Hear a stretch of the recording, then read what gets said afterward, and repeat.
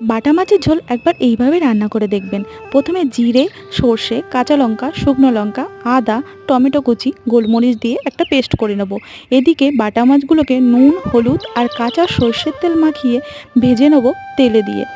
তেলে মাছগুলোকে সুন্দর করে ভেজে তোলার পর ওই তেলেই আমরা ভেজে নেব আলুগুলোকে নুন হলুদ দিয়ে ভেজে তুলে নেব। আলু ভাজা হয়ে যাওয়ার পর আমরা ওই তেলেই ভেজে নেব বেগুনগুলো ভেজে তোলার পর আমরা ওই তেলে দেবো সামান্য একটু জিরে ফোড়ন, আর সেখানেই ওই পেস্ট করে রাখা মশলাটা দেবো। মশলায় একটু হলুদ, কাশ্মীরি লঙ্কা গুঁড়ো আর নুন দিয়ে ভালো করে কষিয়ে নেব। কষানো হলে জল দিয়ে দেবো। জল ফুটে আসলেই মাছগুলোকে দিয়ে কিছুক্ষণ বাদে আলু আর বেগুনটাও দিয়ে দেবো।